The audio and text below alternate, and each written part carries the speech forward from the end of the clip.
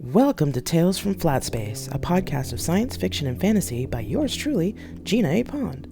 Just know that the stories in this podcast may contain content that could be disturbing to some listeners. Listener discretion is advised.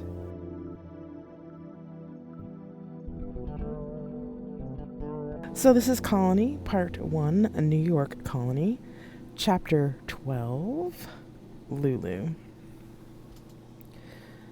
So, it's been a great couple of weeks. No deaths, no dismemberment, great fights, and great profit. I call that a win.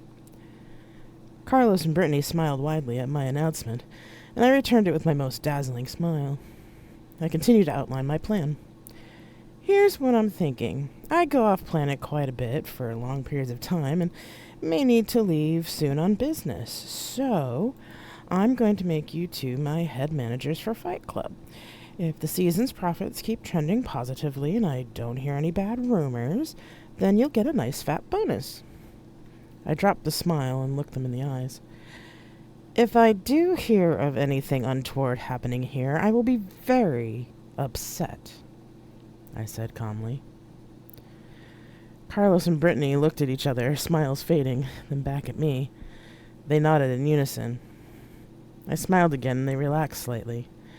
We'll make sure everything runs smoothly, Ms. Yermaev, said Carlos.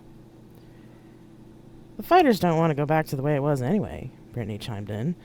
They almost unionized a couple of times under Hector, from what they told me, but a couple of them said that after the second time, a few of the female fighters disappeared. That was about a year ago. They like how you're running things much better. Really? I filed away the disappearance of the female fighters for later. I'm glad to hear they like my management, although if they want to unionize, I don't have a problem with that. It wouldn't hurt to have a chapter of the Unity Fighting Union here anyway, since they can help the fighters who want to go to other colonies get decent contracts. Not all venue owners are like me. Both of my new managers nodded in agreement. My tablet chimed with a priority message from Marcus. I opened the message and read it quickly. Without reacting, I said, "Speaking of business, something just came up.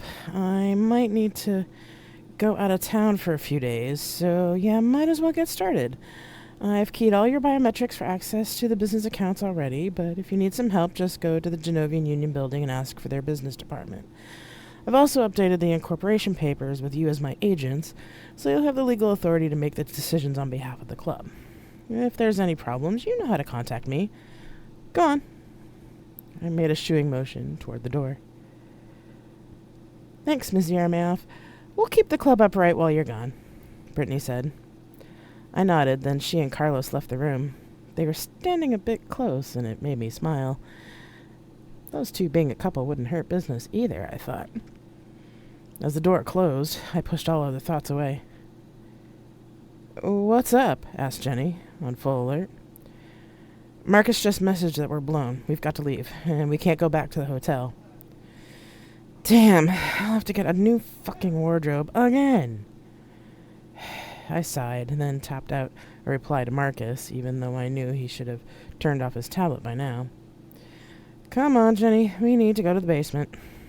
I picked up my purse, shoved my tablet into it, and walked quickly out the door. Jenny followed, not saying a word.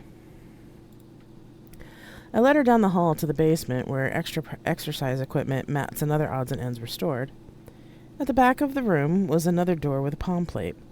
I put my hand on it, and the door opened onto what looked like a large walk-in closet. I ushered Jenny in, making sure no one else had followed us down, then closed the door and locked it. I turned on the lights. "Wow, when did you have this built?" asked Jenny. "A Yermaev specialty contractor came during the renovation. I figured the club was a good front for a safe house panic room type thing. I brought some of my extra wardrobe and gear here, along with some extra stuff for each of us, just in case." I rummaged through the racks. "Here, lose the uniform," I said, and I threw her a tracksuit and t-shirt. "There should be a large gym bag for your sword and uniform somewhere in one of the boxes over there, along with some sneakers. There might be socks, too. I don't remember." I pointed to the far corner of the room. Jenny didn't hesitate to start rummaging around in the plastic boxes that I had pointed out. From another rack, I pulled out a conservative coral dress, pantyhose, and a pair of dowdy white short heels. I opened the box that held wigs, hats, jewelry, and makeup, picking out a muddy blonde wig. I quickly put on the dress, hose, and shoes, then quickly tied my hair up and pinned on the wig. I looked in the mirror of the makeup case. It'll have to do, I thought. Then proceeded to tone down my usual makeup, making myself look more like my true age. I found some socks, Jenny said. None of the shoes fit, though. Damn. Well, since we're going shopping, then we can get you a pair of decent sneakers. Shopping? Shouldn't we be getting out of town? I nodded. Oh, we will. But we'll both need clothes since we can't go back to the hotel, and you can't wear your uniform from now on. Here, I said, throwing the baseball cap at her. Wear this since I know you won't wear makeup. Jenny took her hair out of the top knot and put it in a ponytail, then put on the baseball cap. The Yankees? Really? You're a Mets fan? No, I just never liked baseball. I laughed. Well, it's the only one I have. We have the cash to buy a different one if you want. Oh, and don't tell anyone that you don't like baseball. That's just embarrassing. Jenny shrugged. I turned back to the makeup case, put on my lipstick, and closed it. I'll need to buy some more makeup to bring with us, too. I turned around and admired Jenny's outfit. The jogging pants and hoodie were navy, with white stripe up the side. The form-fitting navy t-shirt showed off her well-muscled body rather fetchingly, and I was fleetingly sad that she was unavailable. Right, you're young enough looking to be a kid from the local college, and I'm old enough to be your mother with some plastic surgery. Just put on the long-suffering look that you usually have around me, and you'll fit the part fine. Does my wig look a bit wonky? I think so. It's a little obvious. Perfect. Lacrosse, field hockey, or ice hockey? I looked at her as she hefted her gym bag with her sword in it. Field hockey, I think. Field hockey? Jenny asked. You've come with me after practice. It would account for the long gym bag. And you put on sandals because your sneakers were muddy and you had the sandals in your bag from the karate practice. Right, she said. So, here's how it's going to go. We'll go shopping and buy clothes for both of us at the shopping center. At some point, we'll have dinner. When we get the message that Marcus is at the safe house, we'll take a cab to a car rental place, then head there. I went to one of the walls and pressed open a panel. There were several wrist-coms and tablets in the storage compartment. I rummaged through the wrist-coms and found the two I was looking for. You're Lee Johnson, and I'm your mother, Mary Johnson. Right.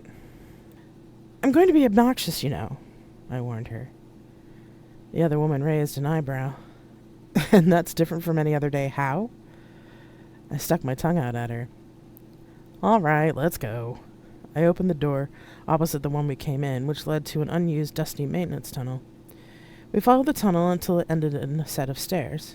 The stairs led us up to another hallway at ground level, which was much cleaner and better lit than the maintenance tunnel. I walked out into the bright light of the shopping center facility hallway, and Jenny followed behind me. I made a show of straightening my dress as if we had just left the toilets. Well, I suppose we should go to the sporting goods store first. Walking around in those sandals can't be comfortable, Lee, I said loudly. Sure, okay, Mom, Jenny replied. I resisted the urge to giggle. We should get you some new clothes, too. You can't go around wearing gym clothes all the time, I said, heading to the shopping center doors. Jenny sighed. Why not? These clothes are comfortable. Besides, I'm out of practice most of the time anyway. Oh, I know, dear, but what if you meet a nice person and want to go on a date? I could practically feel Jenny rolling her eyes. Yeah, whatever, she said. A few women who came through the doors to go to the toilets heard the conversation and gave Jenny a sympathetic look. Excellent, I thought. I laughed inwardly because I could tell some of her annoyance wasn't feigned. We walked into the central arcade of the shopping center. I marched up to the map and looked up the location of the sporting goods store. It was 2 floors up on the other side of the building. Come on, honey, I said to Jenny. She sighed and followed me. When we got out on the 3rd floor, I smiled at all the hustle and bustle. The mall was a perfect place to get lost in. It was built on the site of the colonists' first marketplace. As the colony grew, so did the mall, mostly upwards. There were all sorts of shops, services, and restaurants all mixed together, including 2 rival grocery store chains, doctors' offices, and a park on the roof. It was my favorite place in the colony to shop, actually, so I knew this place like the back of my hand. "Hey, Blondie, you're a tall drink of water," came a voice from the other side of the hall. We both turned toward the voice. It was a man leaning over a railing of the overlook between floors. He whistled. I rolled my eyes. "Come on, Lee, just ignore him." Jenny nodded, and we started walking away. Then I heard someone running behind us. "Ah, fuck," I said quietly. "Figures that one of the local assholes finds us. We don't have to deal with him." "Yeah, no kidding," Jenny said. "Well, Mom, we're modern women. We can handle one jerk." I giggled. "He's going to regret it." "Hey, Blondie, why'd you walk away?" the man said. We stopped walking and turned around. "Not interested," Jenny said, glaring down her nose. I folded my arms, then turned around. "Come on, sweetie, we have things to do." We both turned and started to walk away. There were footsteps behind us again, coming faster. "Hey, baby, don't be like that. I'm just trying to be nice to you. Come on, give me a smile." He then made the mistake of grabbing Jenny's arm. She grabbed his wrist, twisted, putting him into a painful-looking arm lock. The man whimpered in pain. I stood in front of them and gave the man my best murder smile. His eyes went wide. "That wasn't a good idea, friend," Jenny said quietly in the man's ear with a deadly calm. "Did you know it takes 4,000 newtons of force to break someone's arm? Last time I was tested, I could push about 5,000 newtons. Now, what's going to happen is that in a moment, I'm going to let you go. You're going to apologize, then you're going to leave this building and go home. If you try to fight me or say anything else, I'll give you a demonstration of how well I can push. Then I'll hand you to my mother here. I suggest you do what I tell you because Mom is meaner than me and really doesn't like it when men harass her baby." I'll leave," squeaked the man. "Wise choice," I said. "And really, stop treating women like that. It's gross and it makes you look like an idiot." The man squeaked again. Jenny tugged on his arm, most likely pulling the muscle, then let the man go. He stood there for a moment, looking between us, then said, I'm sorry," and bolted for the stairs. I laughed. "Not bad," I said, pointing a finger at her. "You're learning." Jenny grinned. "Yeah, well, can't help but learn by contamination." I shook my head and laughed again. "All right, let's get the shopping done and get to dinner. I'm starving." Jenny sighed and followed me as I led us to the sporting goods store. 2 hours later, we were seated at a Chinese restaurant waiting for dinner. Jenny had on a pair of good sneakers, which she genuinely liked. We also bought a good deal of clothing for each of us, including a few outfits to fight in. Luckily, black sportswear was in fashion because of a currently popular New York colony singer, so Jenny looked comfortably trendy in her all-black outfit. The restaurant had enclosed booths that gave us some privacy. It was also karaoke night in the restaurant's bar, so it would be difficult to hear our conversation over the noise of the singers and the crowd. "Have you heard from our friend yet?" Jenny asked, after the waiter took our order. I pulled out my tablet. "No, not yet." "Did you contact Joseph?" "Shit, I don't know. Hang on," I said, and tapped out a message. "To Joseph from Anastasia. We're heading out of town tonight. You should go to your friend's house in the country. You might want to leave now so you won't be too late getting there." I told him to go to Olka's since I can't tell him where the safe house is. He'll be safe enough there. I stopped talking as the waiter brought our food and tea. I thanked him and he left us alone. I began to eat, as I was starving. Jenny dug into her own dinner and we didn't talk for several minutes. "If we don't hear from Marcus soon," I started to say, when a beautiful dark-skinned man came and sat down next to Jenny. Jenny instinctively moved to put space between her and the man. Excuse me, I think you might have the wrong table, I said calmly. Oh, no, I know I have the right table, he said with a smile that could possibly outshine my own. Good evening, ladies. My name is Lazarus. How you two doing this evening?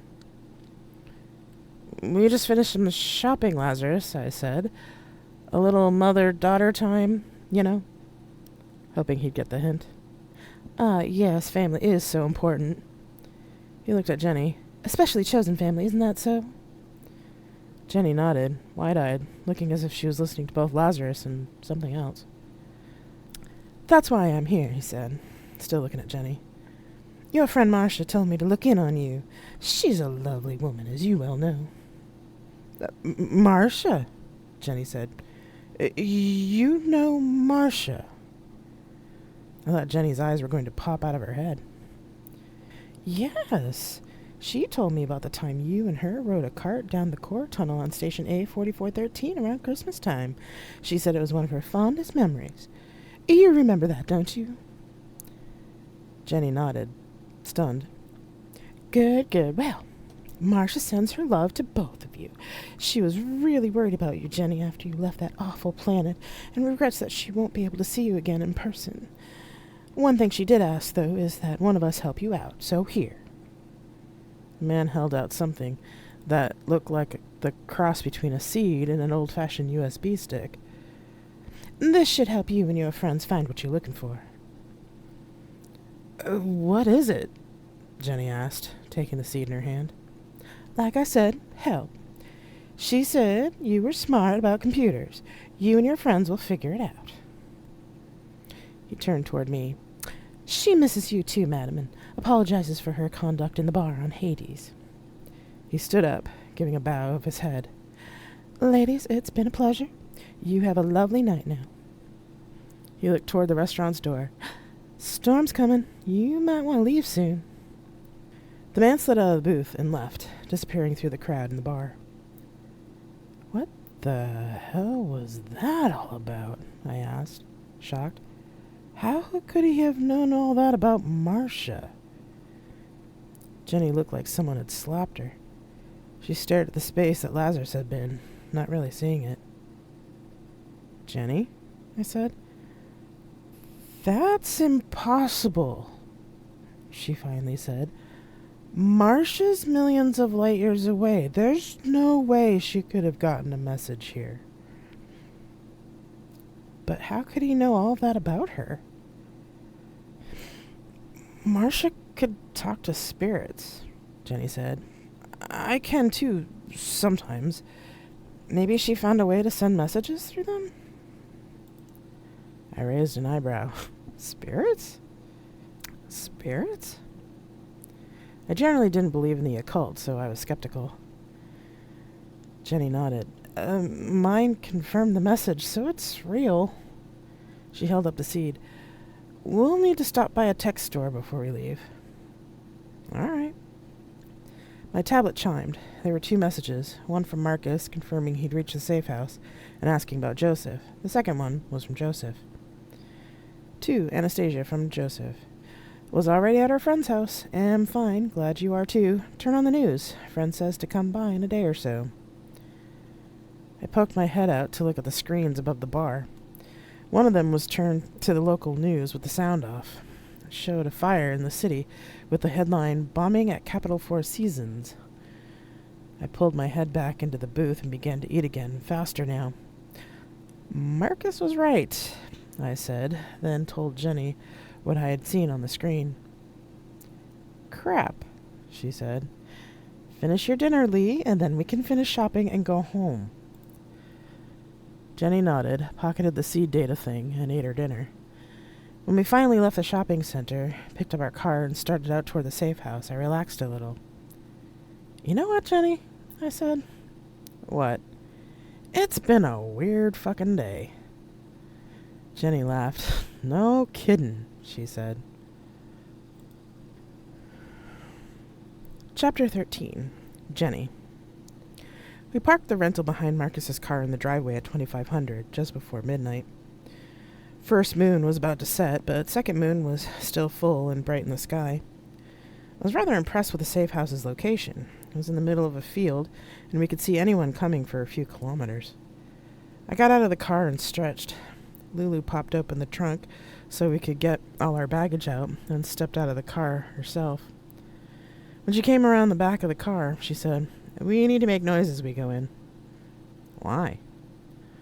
"As much as Marcus is a tech guy, he's still an agent." "Oh, right. He's so unassuming it's easy to forget," I said, grabbing the gym bag and some of the shopping bags. Lulu grabbed the other bags, then said loudly as she closed the trunk and headed for the door, "That guy's face when you had him in the arm lock, you should have seen it. Makes me wonder if he had to go change his underwear after." She laughed. I gave a chuckle. I wouldn't doubt it. His apology was pretty pathetic, too. "Oh, I don't know. The squeaking after was rather satisfying. I doubt he'll do that again." She palmed the door open. Suddenly there was a pistol in her face.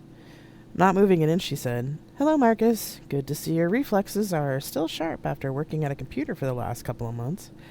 You really should have gone out to dinner more often." There was a quiet sigh, and then the gun disappeared. Marcus opened the door fully and turned on a light.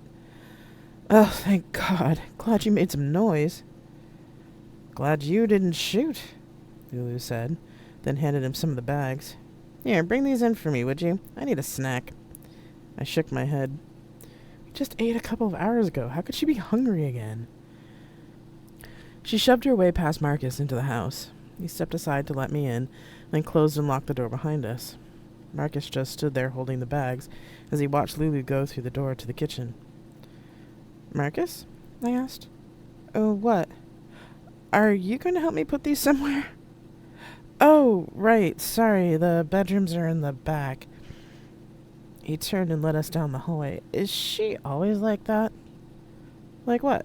"Infuriatingly sexy and weird." Don't forget sociopathic," I reminded him. He sighed as he opened the door to one of the bedrooms. "Yeah, right. That too. I suppose we could put stuff in here for now. What the hell did you two buy?" Marcus dropped the bags on the bed. Mostly clothes, since our room at the hotel got bombed." "Wait, what? I take it you didn't watch the news earlier." He shook his head. "Don't worry, we got you some spare clothes on the way out, too. Nothing like the suits you're used to, but at least you won't be naked." "Great." He walked out of the room back towards the kitchen. I kicked off my sneakers and followed. "Anna, what about Joseph?" I heard him ask. "He's fine. He was at Olko's tonight before you even got here. We'll go over there tomorrow." Marcus sat down at the kitchen table and put his head in his hands. "Fucking hell." Lulu put a beer in front of him. "Thanks," he said, and took a long drink without looking at the bottle. "You're welcome," she said, then went back to the printer to pull out a variety of snacks and deposited them on the table. Marcus and I were both used to Lulu's eating habits by now, so none of us stood on ceremony and just picked up whatever she put out. After putting a pizza on the table, she sat down and began to devour it. I grabbed a slice before she ate the whole thing. "What kept you?" Marcus finally asked after we ate for a few minutes. "Well, shopping, of course. Part of my exit plan from the club." "Oh, yeah," Lulu said, put down her pizza, and pulled off the wig and let down her hair. She threw the wig on the floor, glaring at it like it had personally offended her. Much better." Marcus put down his pastry.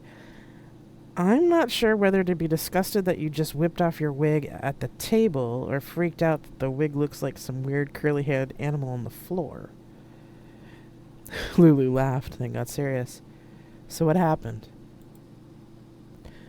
Marcus took a swallow of beer. "I was followed on the way back to the hotel. Of course it was a black car, because that's typical, right?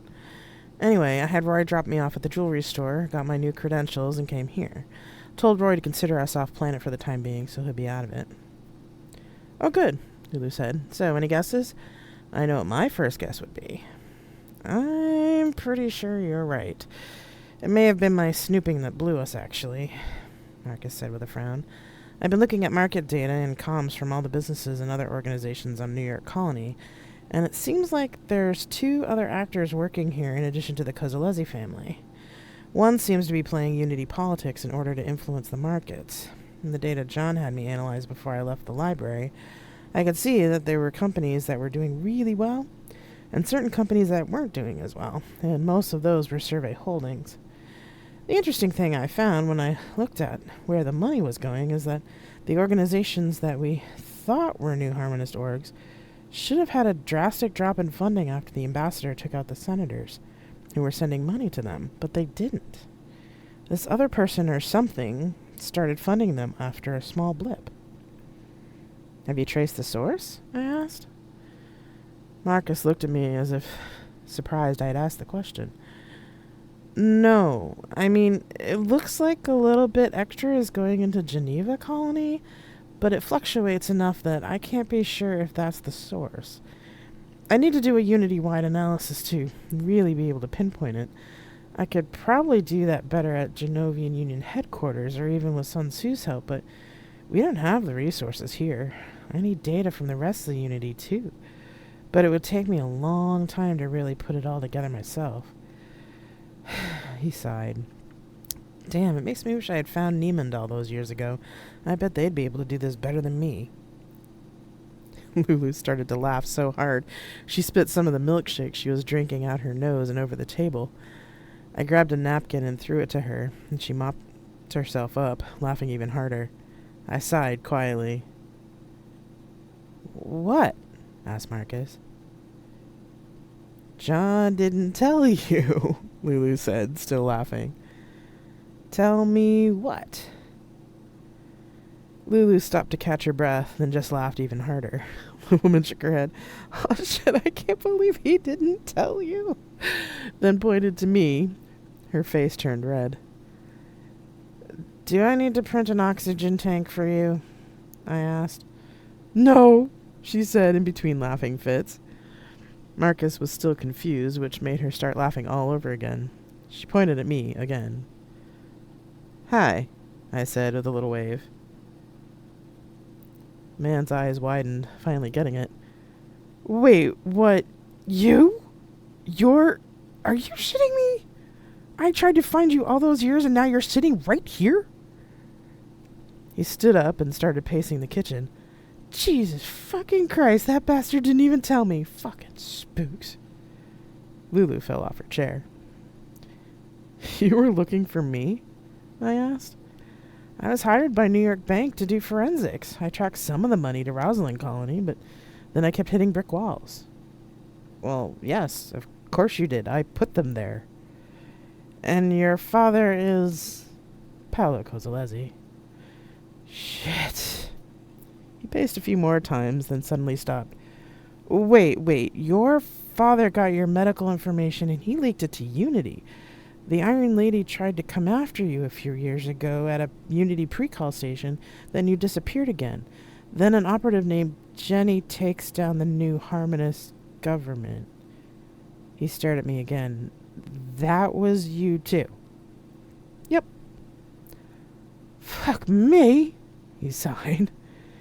He sat back down and quickly downed the rest of his beer. Then he went to the food printer and ordered another. Hang on, you're the best. How did they find you out? Lulu had managed to calm down some and was wiping her eyes while I explained. We guessed that my father was working with the New Harmonists, or at least cashing in on the white supremacist dirt side. I assumed that the New Harmonists somehow got my records, and when my father found out where I was, he handed the info off to the station's political officer to blackmail me into the illegal log tampering so I'd be caught. The PO was the one who leaked it to Unity, but conveniently he blew himself up with a few others on Lucifer right before I left to train for the New Harmony mission. Hang on a minute, he said, and left the room. I looked at Lulu, who shrugged. Marcus came back with a backpack and pulled out a data cube and his tablet. Where is it? He murmured to himself, tapping furiously on his tablet. After a full minute, he stopped. Son of a bitch, it was Chaos. They use a different alias for each email, but it was sent to your father by whoever this is. There's another actor who's trying to slow Chaos down, but They don't have as much power as chaos. Chaos?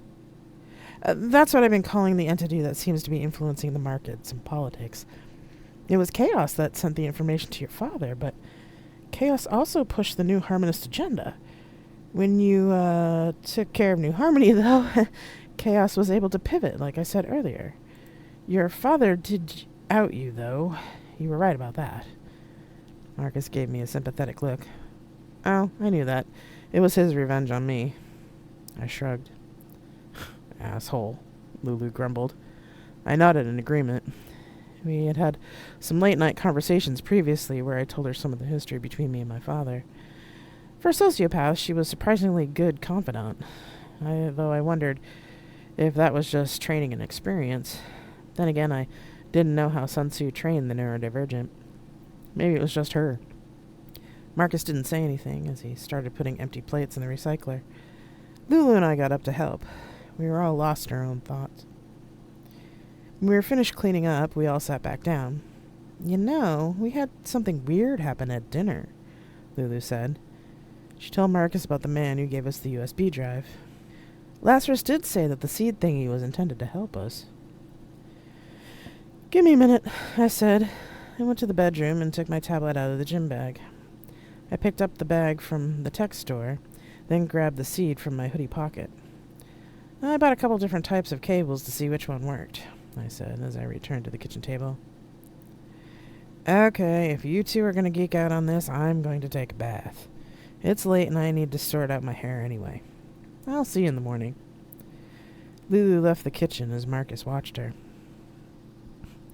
She probably wouldn't say no if you asked, I said. And as long as you don't expect much more, you'll have some fun.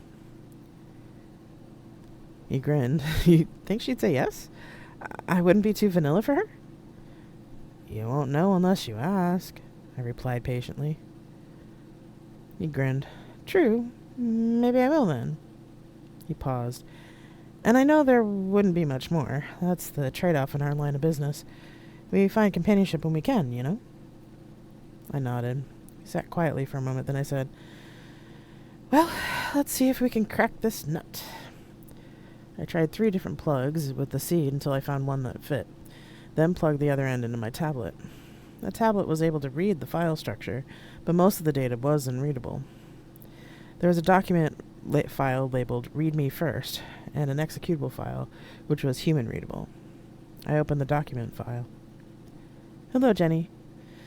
Papa Legba said this would get to you. I hope that the data will be helpful. I remembered that you wanted to find out who outed you, and this should help you find them. I'm sorry I can't be there in person to help you, but know I'm thinking about you, and I hope you're recovering. I wish I could have told you more about the time I went undercover before you left for New Harmony, so that I could have given you some warning about what you were going to go through. I suppose that the only real thing I could have said was that it would change you completely.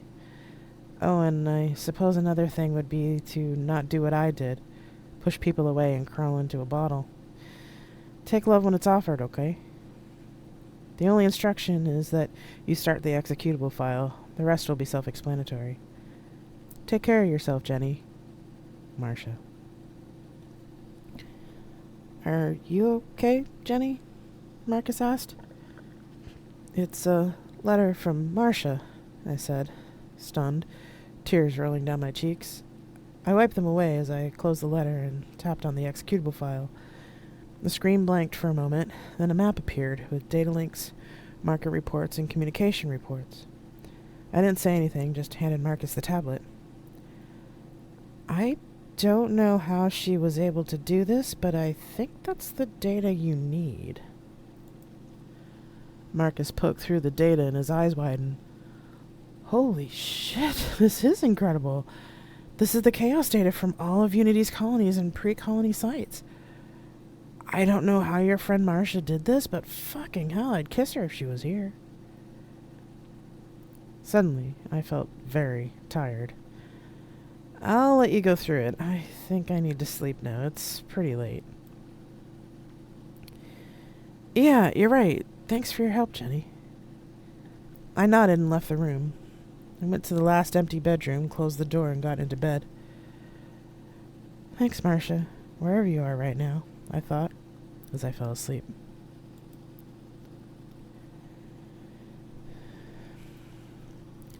Chapter 14.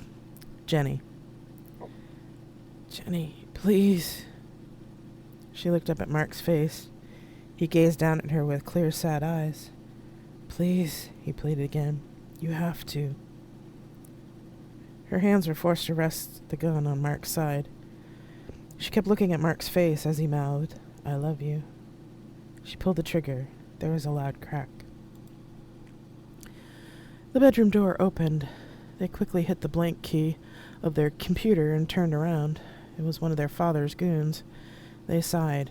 You could have knocked, they said. Your father wants to see you right now, he stated, a barely disguised order. This late at night? I don't question the boss, he replied. Of course not, they sighed. They got up and motioned for the man to get going. What the fuck does the asshole want from me now? They thought. They got in the elevator and the goon pushed the basement button. Fear started to creep into their chests as they went down. They knew what sorts of things happened in the basement and they really wanted no part of it. But one didn't disobey Paolo Cosolezzi. The elevator stopped and the door opened. She was being led to a stage by a woman where Mark was hung from a cross. The door opened and the goon led them past the storage rooms to a room at the end of the hall. They'd never been in this room before, and it had always been locked when they had explored on their own.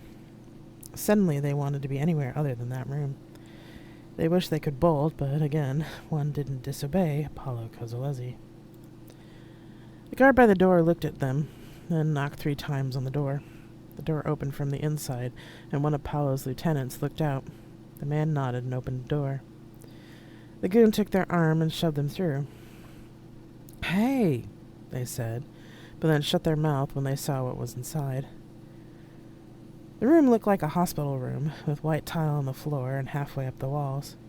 It smelled of bleach and cleaners, but also of piss and shit. There was a man tied to a chair in the middle of the room, with a black bag over his head.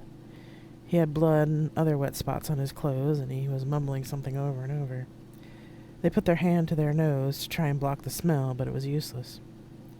Mark had looked up at hearing more people come on the platform. When he saw her, his eyes grew sad, as if he knew what was coming next. She tried to go to him, but the guard's grip tightened on her arms. Mark shook his head, and he mouthed, I'm sorry. He turned his head away. She tried to fight the guard, but Mother Haggie stepped in front of her and slapped her across the face. Bring him over here, barked their father, as he wiped his hands on a white towel, then threw the bloody towel on the floor. Paolo held out his hand to the guard and said, Gun. The other man unholstered his weapon and handed it to him. Paolo turned to them. It's about time you took your proper place in this family, Julian. You've been playing with computers long enough. He took the safety off the pistol, then handed it to them, butt first. Kill him. They didn't take the gun, but asked, Why? Why? He said with a short, surprised laugh. Why?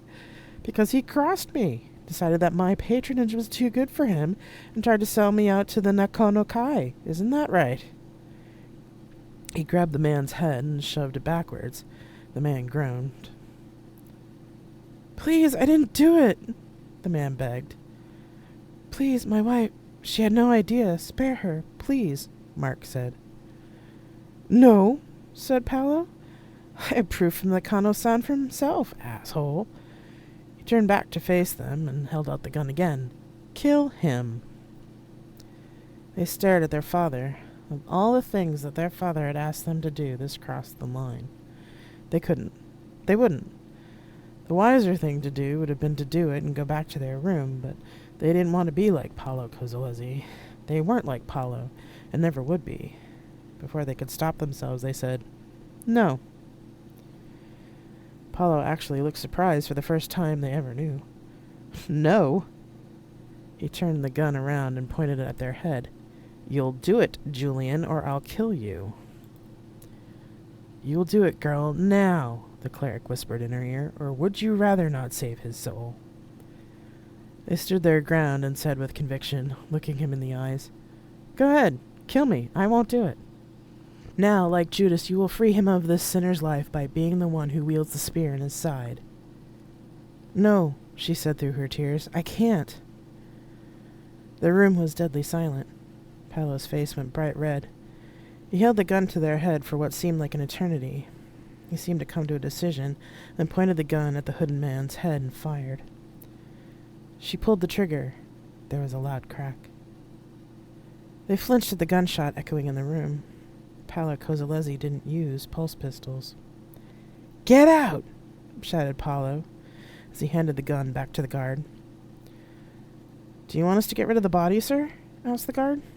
"No, not yet. I need to teach my son a lesson," he said.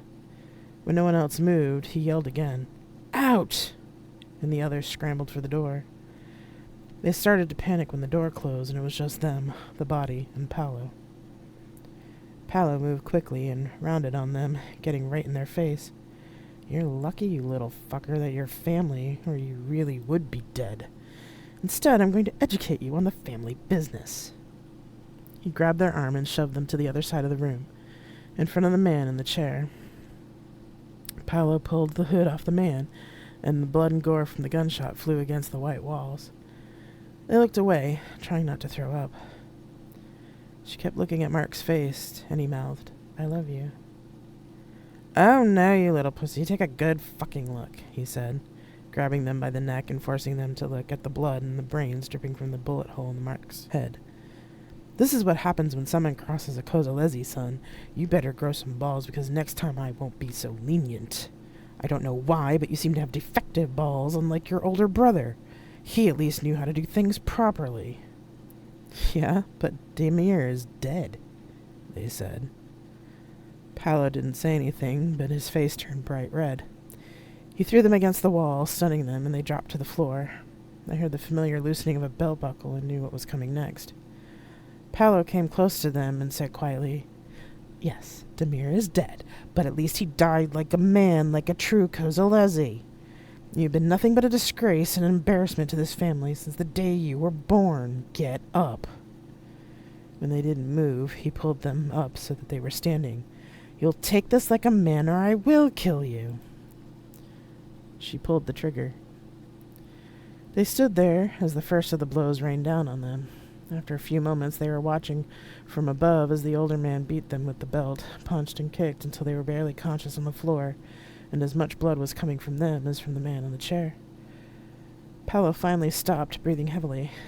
He went to the door, opened it, and said calmly, "Take him up to his room and bring in the doctor. The lesson is over." There was a loud crack. The world became gray as the memories faded. The gray mist lifted, revealing a crossroads with a massive tree in the center. She was standing next to the tree in her white gi. The road was dry and dusty, and the sun felt warm but comfortable. There were two figures in black, sitting on the roots of the tree, both with white hair and dark skin. One was an old man wearing an old-fashioned black suit, a white shirt, and a black broad-brimmed hat, and a black shoes, holding a cane. The other was a woman in a long black sleeveless dress that went all the way up to her neck. She couldn't tell if the woman was old or young, but she looked familiar. She moved closer to the tree. "Ah, yes, granddaughter, I see why you want to help her. She's not mine to help, though. You'll have to call on the one who's claimed her." "I understand, Papa," the woman said. "Then I bid you good day, ladies," the old man said, stood, tipped his hat, and disappeared down one of the crossing paths. There was the sound of rustling in the trees, and a crow came shooting out of the canopy. The woman stood and held her arm out. The crow cawed loudly and landed on the outstretched arm, then shuffled up her arm to her shoulder. "Is this your friend, big sister?" the crow asked. The woman nodded. "Yes, Crow. Her name is Jenny." The crow tilted his head and looked at her as if searching her soul. The crow bristled and flapped its wings after a moment. "Ooh, big sister, she's all prickly." The woman gave a sad smile. "I know. We're going to help her with that. I couldn't help her before, but I can now." She took another step towards the woman and the crow. "Who are you?" she asked. Don't you recognize me? The woman asked. Looking closely at her, she widened her eyes. Marcia? What? How? Why are you here? You're light years away. Marcia gave a sad smile. I'm here to help you. You have a task to do, and you need help. I can give you the help you need. Help me with what? Well, it's more like an introduction, I suppose. Crow, would you tell him she's here? Crow bobbed its head and flew off.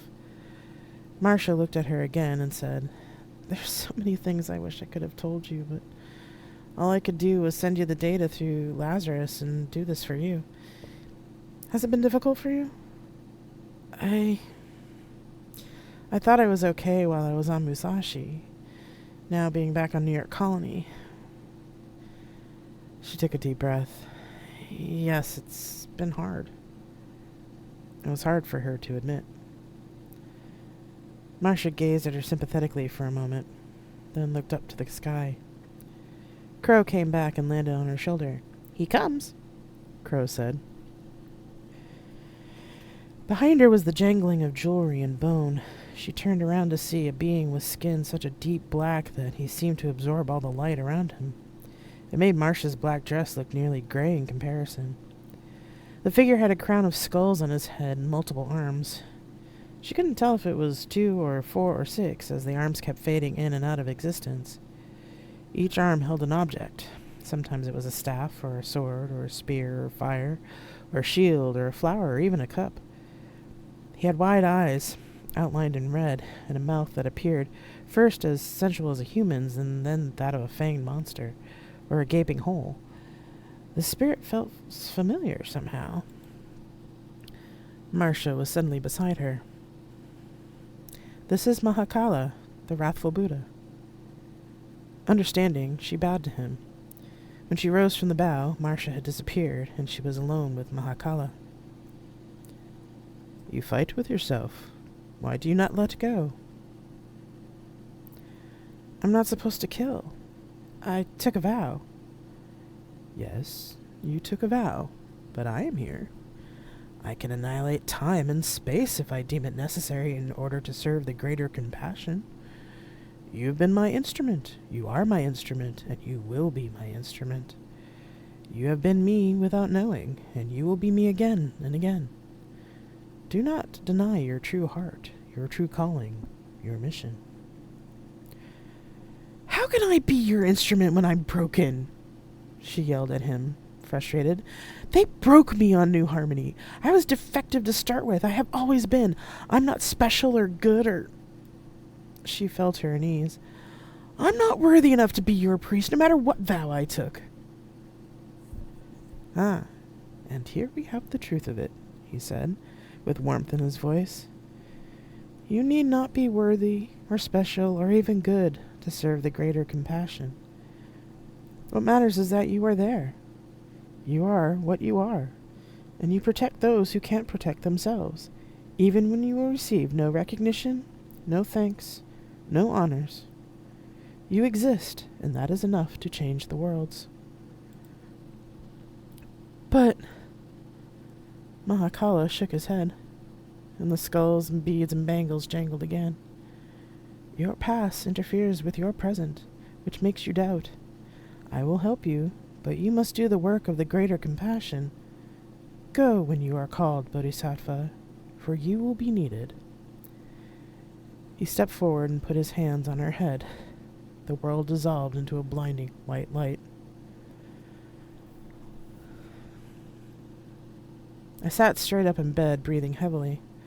I untangled myself from the blankets and put my feet over the side of the bed, and checked my wrist comm on the bedside table.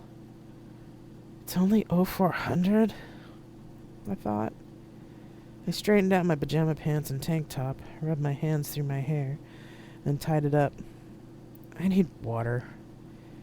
I padded down the hall on my bare feet to the kitchen, where I saw that the light was still on. I walked in to find Marcus staring into his tablet. Hey, I said. Marcus jumped, then saw it was me. Oh, hey, couldn't sleep either?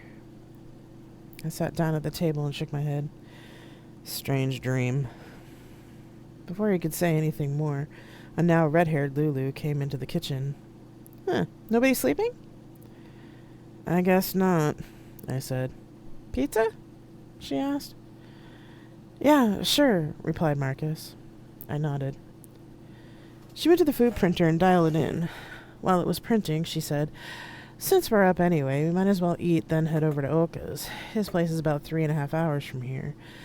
We shouldn't stay here again, just in case, so let's bring everything we need with us. Don't worry about the trash or leaving bags and stuff behind. I'll send a message to Mix Musterman after we leave. They have people that come and clean this place regularly. Better to leave the trash inside and locked up than to put it out where someone can go through it. She turned to Marcus. If you have any data that would be useful to Oko from what you found last night, you should put it together for him. Marcus nodded. Yeah, we might as well go to Oka's, I said, though my mind was still dwelling on my dream.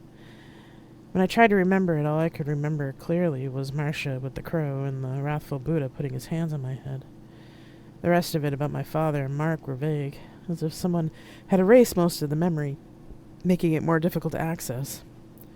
To my surprise, when I tried to remember my father or New Harmony, it didn't hurt as much as it used to. Thank you, Buddha, I thought. Do what you are called to do, Bodhisattva, he said. Peace was left in his wake, and his presence left my mind. Chapter 15. Jenny. We were all quiet on the ride over to Oka's. Lulu drove, while Marcus worked on his tablet, and I stared out the window. She didn't seem to mind as she put the car on manual and sped along the backcountry roads.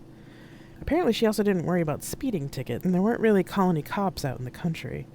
Because of that, it only took 2.5 hours for us to reach Oka's house. The drive didn't seem to faze Marcus at all, and he only pulled himself out of his work when Lulu stopped the car at Oka's gate. Lulu got out and pressed the palm plate, then curtsied toward the surveillance camera. She got back into the driver's seat as the gate opened. Marcus raised an eyebrow and said, "What was the curtsy for?" "I was asking permission," she said. "We have a contract." "Oh," Marcus responded, although I could tell he was still a bit confused. Lulu didn't say anything else as we drove up the long wooded driveway. The sun had only been up for about an hour, and it still cast long shadows.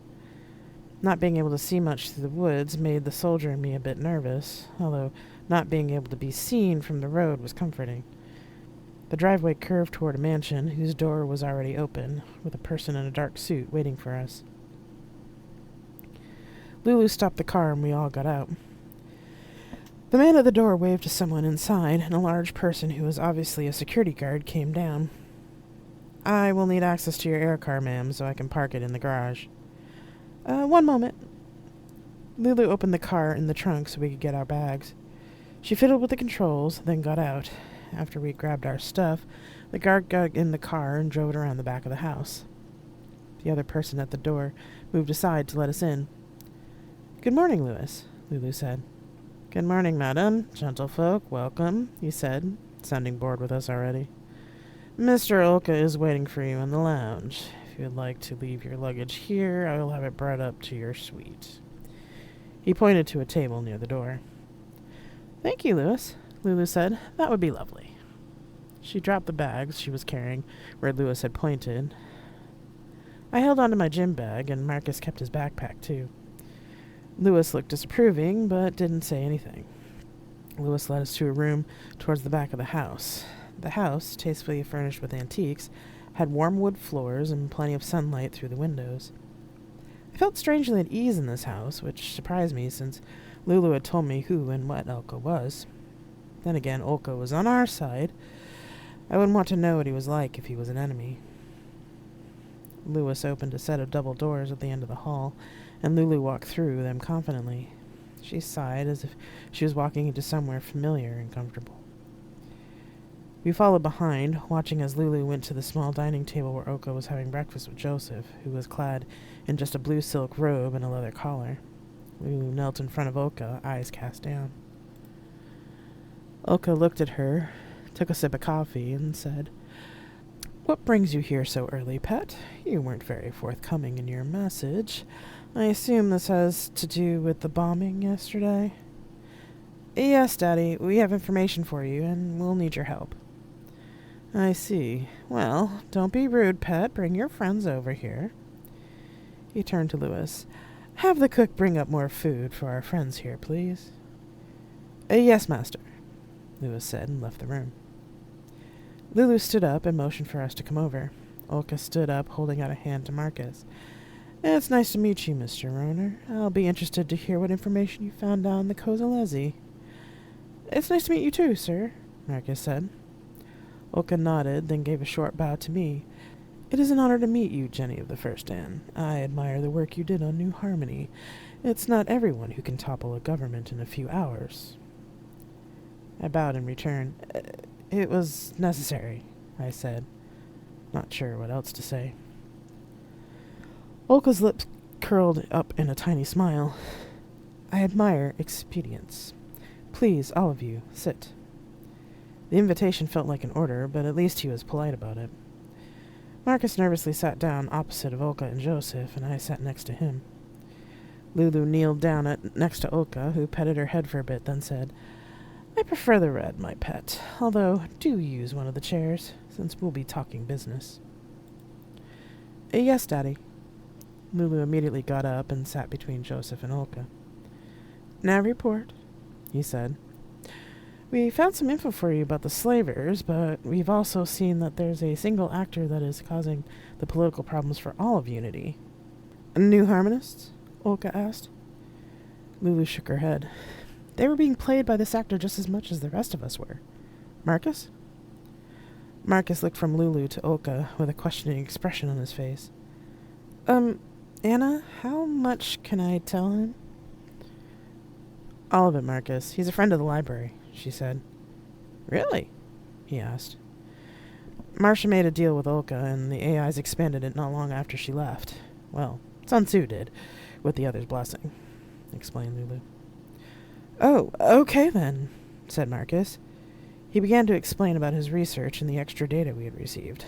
He didn't specify the source, just said that it was from a friend. I thought that wasn't a bad way to put it. I didn't think Olka would really understand about Lazarus, and I didn't feel like explaining either. The Kozalezis are up to their eyeballs, and this chaos actor has been keeping them there so that they can influence the markets, Marcus explained. The Kozalezi family has also been getting plenty of data to blackmail politicians and take down rivals. It's been just about 10 years since chaos has been working, and that fits with how the politics have been shifting too. Granted, the New Harmonists have been working in Unity for a long time, but it was 10 years ago where they seemed to gain much more political clout. Olka nodded. Yes, that fits with my own observations. Right, and chaos made it so that the ambassador's cleanup of the Senate didn't create much of a dip in the markets as it should have, and a lot of the groups that were funded by the New Harmonists were suddenly funded by other sources. Here, it's the Kozalezi, and there were other sources on other colonies. I also have records of human trafficking, mostly running through Hector and his lieutenants.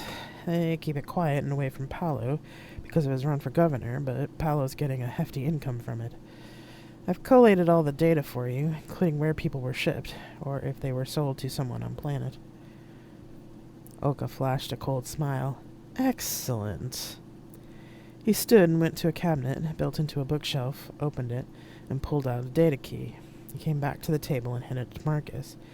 If you can download the data on Hector's operation to this,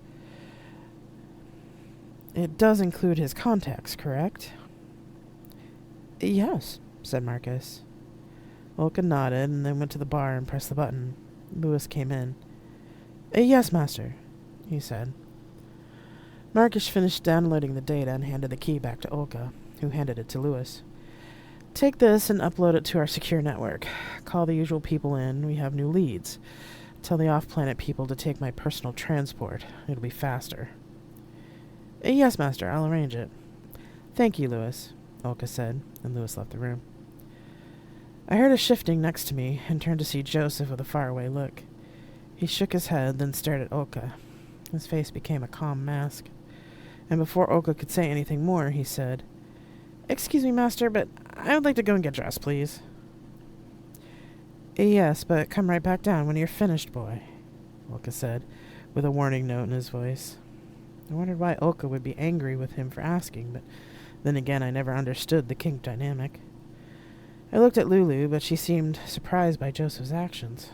We all watched as Joseph came around to Oka, kneeled to kiss his feet, then got up and left. Oka just returned to his breakfast. "Do you think he'll be okay, Daddy?" said Lulu. "I'm not sure, Pet. Maurice's death was hard on him. We have an agreement, however, and he knows we will kill Hector eventually." Lulu still looked worried, but didn't say anything else about it as we discussed plans for taking down the Kozolezi. After an hour went by and Joseph hadn't come back to the lounge, Oka got up and left the room, rage evident on his face. We all waited, unsure of what to do, until we heard yelling out in the hall. Lulu got up first, and we followed. "Eric, see if you can follow him and bring him back here. Damn fool boy is going to get himself killed. Make sure you get the data key," Olga ordered a man who had just come in through the front door. "Yes, sir." "Shit," Lulu said with a sigh. "He bolted?" I asked. She nodded. "I didn't think he was stupid enough to go alone," Marcus said. "Love can make you do things you wouldn't normally do," I said quietly. Lulu and Marcus stared at me. Lulu nodded, then went over to Oka. Marcus looked confused, but something about the look on my face seemed to keep him from asking anything else. Lulu came back to where we were standing. "All right, Marcus, you need to get off planet ASAP. Give Oka another data key, then take the seed data and have Sunny help you finish analyzing it so we can get an idea of where we have to go next." Olka said that Joseph knocked out Lewis and took the first data key. We need to make sure that it and Joseph don't end up in Kozolezi hands. "What if he does?" asked Marcus. "Then the timetable for ridding this planet of Kozolezi influence just got moved up," she said. "KS will come after us," Marcus warned. "KS already did the damage. We just have to clean it up," Lulu said. I nodded. "Right," Marcus said. "Wait, how are you two getting out of here?" "Don't worry about that, Marcus. I've got it covered." Lulu grinned, but didn't elaborate. Olka stalked over to where we were talking. "I'll have Denise take you to the spaceport. You have your own identification?" Marcus nodded. "Good. Do you need any of your luggage?" The younger man shook his head. "I have everything I need in my backpack," he said, pointing to the bag on his shoulder. He turned to me and Lulu. "And you two?" "We need to change, and we need a car. You can call off Eric. It'll be easier to send me and Jenny after him." Olka looked into her eyes for a long moment. She didn't look away, and she didn't flinch. He seemed about to say something when Lulu went to her knees and held him around his legs. "Daddy, you can't go after him. Your people and this colony need you to help clean this mess up. If you go after the Kozolezi personally, you won't be able to do that." She looked up at him. "Let me hunt for you, Daddy." Marcus stared wide-eyed at Lulu. I was surprised, too. She must really care for Olka, I thought. Olka reached down and petted Lulu's head. "All right, pet. And if Joseph is dead?" "Don't worry, Daddy. We'll take out the trash." A memory in my head of the grandmother on New Harmony saying something similar, and Mahakala's jewelry rattling in my mind made me nod. We've done it before. Oka actually looked surprised, then shook his head. "Destroyers of worlds," he said to himself. "All right, pet, off you go. We'll get Marcus to the spaceport. Come with me, Marcus," he said. Lulu let him go, and Olka and Marcus left. Lulu stood up and took my hand. "Come on, Jenny, let's get in our hunting outfits." She gave a fair grin as she led me upstairs.